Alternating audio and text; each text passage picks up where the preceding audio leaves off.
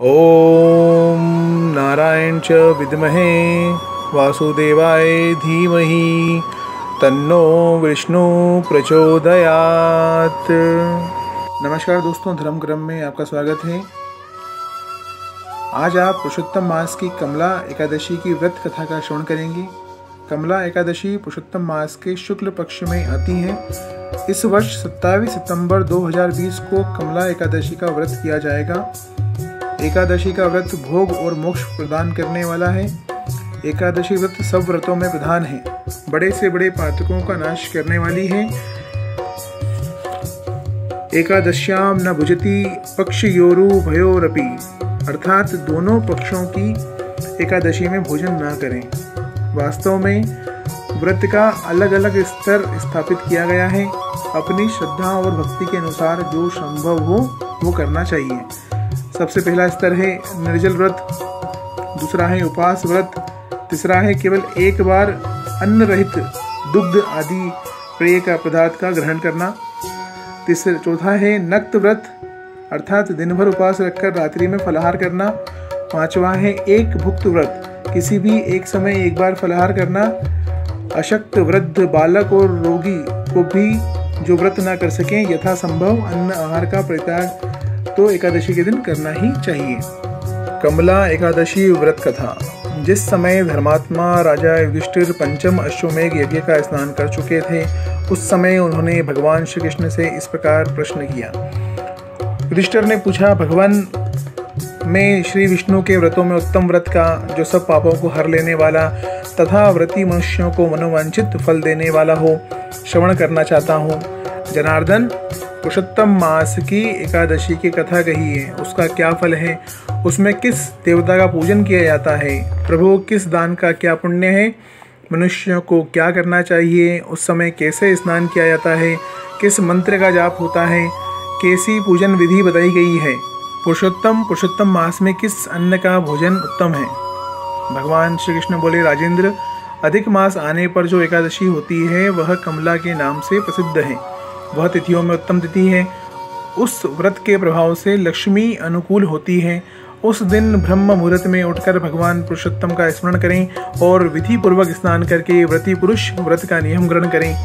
घर पर जप करने का 1 गुना, नदी के तट पर 2 गुना, गौशाला में सहस्त्र गुना, अग्निहोत्र ग्रह में 1100 गुना, शिव के क्षेत्रों में, तीर्थों में, देवताओं के निकट तथा तुलसी के समीप लाख गुना और भगवान विष्णु के निकट अनंत गुना फल होता है।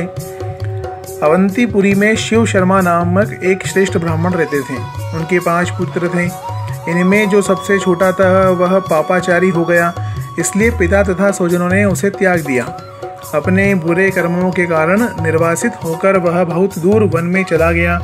देव योग से एक दिन वह तीर्थराज प्रयाग में जा पहुंचा। भूख से दुर्बल शरीर और दिन मुख लिए उसने त्रिवेणी में स्नान किया। फिर क्षुधा से पीड़ित होकर वह वहाँ मुनियों के आश्रम खोजने लगा।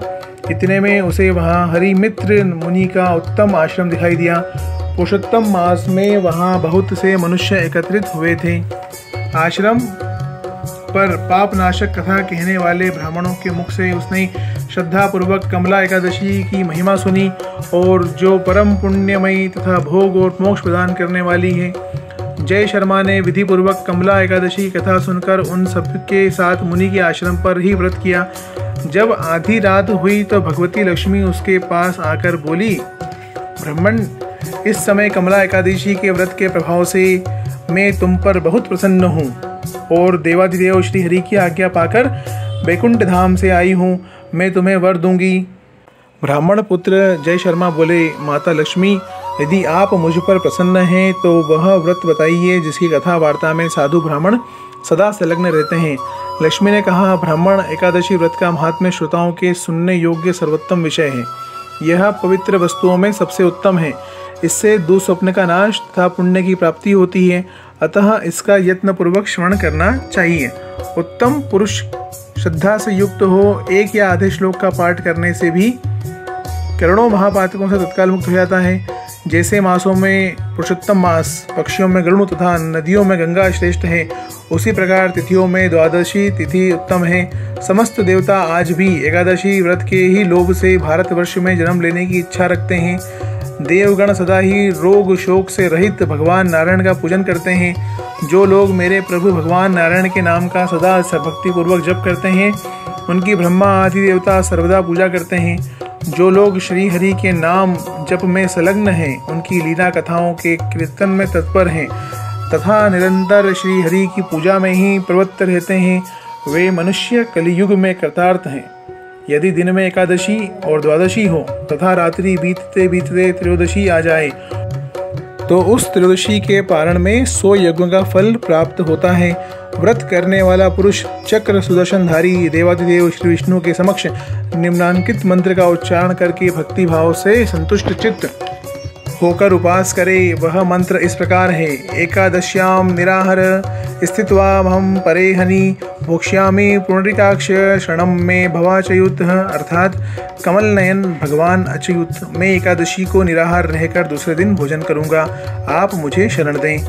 तत्पश्चात व्रत करने वाला मनुष्य मन और इंद्रियों को वश में करके गीत वाद्य नृत्य और पुराण पाठ आदि के द्वारा रात्रि में भगवान के समक्ष जागरण करें।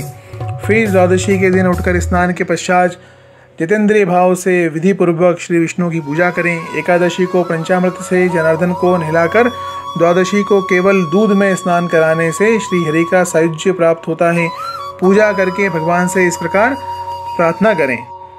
अज्ञान्ति मिरांधस्य वृतिनानेन केशव प्रसिद्ध सुमुखो भृत्वा ज्ञान दृष्टि प्रदो भव।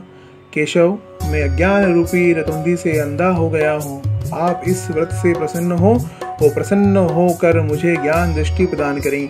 इस प्रकार देवता के स्वामी देवादिदेव भगवान गदाधर से निवेदन करके भक्तिपूर्वक ब्राह्मणों को भोजन कराएं तथा उन्हें दक्षिणा दें। उसके बाद भगवान नारायण के शरणागत होकर बलि वैष्णव देव की विधि से पंच महायज्ञों का अनुष्ठान करके स्वयं मौन हो अपने बंधु बांधवों के साथ भोजन करें।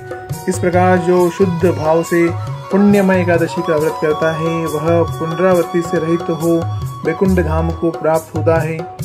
भगवान श्री कृष्ण कहते हैं, राजन, ऐसा कहकर लक्ष्मी देवी उस ब्राह्मण को वरदान दे अंतर ध्यान हो गई। फिर वह ब्राह्मण भी धनी होकर पिता के घर पर आ गया। इस प्रकार जो कमला का उत्तम व्रत करता है तथा एकादशी के दिन इसका महात्म्य सुनता है, वह सब पापों से मुक्त हो जाता है। ओम नमो भगवते वासुदेवाय।